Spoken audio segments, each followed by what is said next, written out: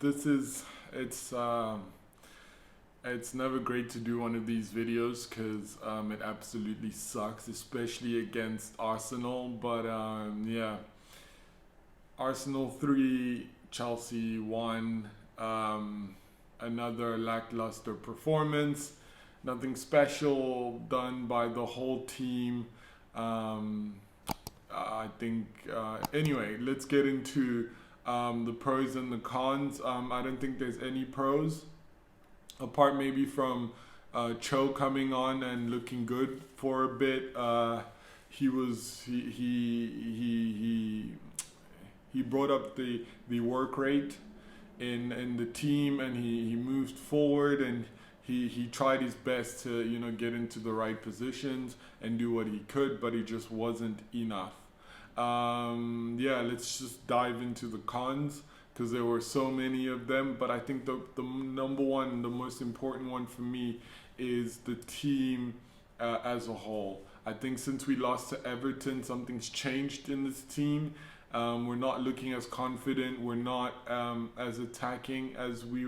I think we went 80 minutes without a shot on target or something crazy like that.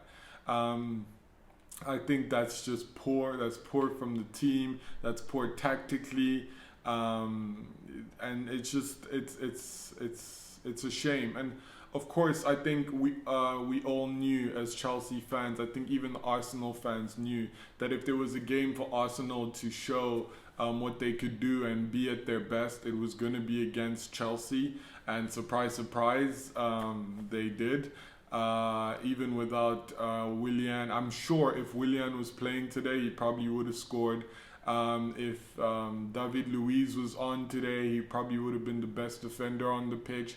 And I think that's more, I mean, kudos to Arsenal for the game that they played, but it's more of a lack of anything from Chelsea as a team. I mean, you can go from Mendy, who I mean the goals were pretty. I don't think he saves any of them, to be honest. The penalty was well taken. The Xhaka goal was sublime. I mean, if that was a Chelsea player, I would be ecstatic. It was unbelievable. And yeah, and the Saka goal, like that, I think that was a mistake. He didn't mean to do that, but I mean, it went in and it's a goal, and it is what it is. So I don't really blame Mendy for that. But I think our defense today was I don't know. I think our defense was more confident than they needed to be against this Arsenal side who had something to prove. And Arsenal showed that they were the better team from the first minute. I think Martinelli got an attempt in like the first 30 seconds of the game. That's how respectful we were to the opposition today. Yeah, so N'Golo Kante was lost today. It's very strange. I don't know what happened there. Kovacic was off the pace. He wasn't. The thing with Kovacic, I don't understand. When he doesn't play, you think to yourself, oh my goodness, why isn't Kovacic playing? And sometimes when he does play, you're like, what am I watching? Honestly, today was utter garbage. Kovacic was utter garbage. Mason Mount was. And I think for the last two games, Mason Mount he's disappeared a bit.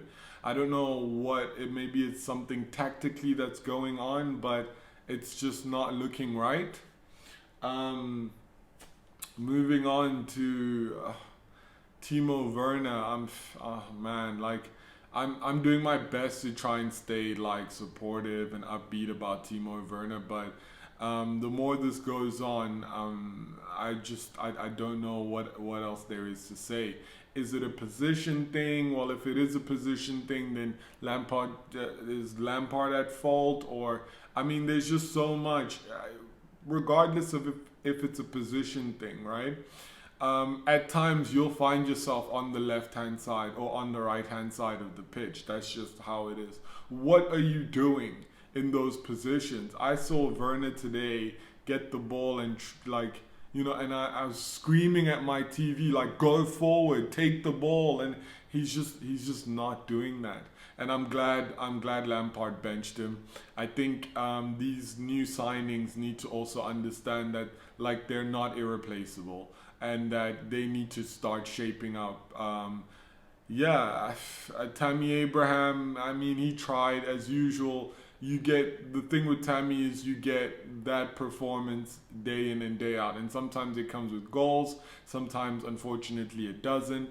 And also Lampard bringing on Kai Havertz instead of Giroud in a match like this just shows like how tactically, not even tactically, just like common sense from Lampard is just out the window completely. Like Kai Havertz, who's hasn't been showing anything. Like what is he bringing to this team when he's coming on in the 80th minute? I have no idea. At least with Giroud, you have someone that if a cross comes in, he can work for it, put his head and score a goal. It's against his old club. He has a point. There's so many reasons why you put Kai Havertz, you put Giroud in instead of Kai Havertz. But Lampard does a Lampard. It shows his inexperience. It shows his lack of like logical thinking at times. And for so many people that say, "Oh, Chelsea has so much depth in the team. It has so much depth in the team." I really don't think we have that much depth in the team because the people that are on our bench are rejects from last season.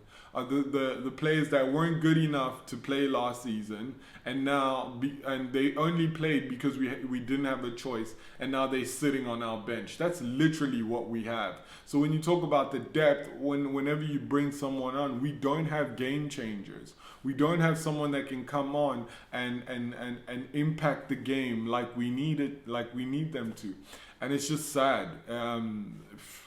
I don't know what else to say. It's just like, you know, you try and stay positive with these things, but like at some point and again, it's not about losing. It's football. Everyone's gonna lose. Every team's gonna lose. Liverpool lost 7-2. Bayern Munich lost. Like everyone loses, but it's how you lose. And that for me is what's important. We're losing 3-0, and these people are juggling the ball in the back like they're headering left, and it's like we're losing 3-0. Like, are you joking? Like, Arsenal are playing like they're the ones that were 3-0 down, pressing the ball. In the first half, we didn't press them at all. We gave them the time to work it out from the back, push the ball wherever they wanted to, and the results were they scored goals. Nothing changed for 45 minutes. We kept doing the same thing. And when we had the ball, I'm sure, if I haven't even looked at the stats because if you look at the stats, I'm sure our defense touched the ball more times than our attackers. Why? Because that's all they do. It goes Reece James, Kurt Zuma, Thiago Silva, Chilwell, and Chilwell. If I hear one more Chelsea fan tell me that Chilwell is a world-class left back, I swear I'm gonna fly to whatever country it is and just like do something very horrible to you, because that's bullshit. Chilwell is not world class. Saka was dancing circles around him again. Anyway, so it's just, for me, it's understanding what's our game system. How are we moving forward? How are we having our defense pass the ball? If you look at the time that our defense is spent on the ball, it's crazy. It's crazy. I don't get it. I could honestly go on all evening, but I'm just gonna leave it there. Next match we have Aston Villa. Man, I watched Aston Villa today for 45 minutes they were 10 man down. 45 minutes, 10 man down, and they scored 2 goals in that time. That Aston Villa team, if we're not careful, is going to do the same thing they did to Liverpool to us. I don't see, if we play the way we played today, I see a thrashing, a very horrible, big thrashing coming our way this week. And yeah, I'm not impressed. Anyway, like, subscribe, and all of that. I will see you guys for the next video.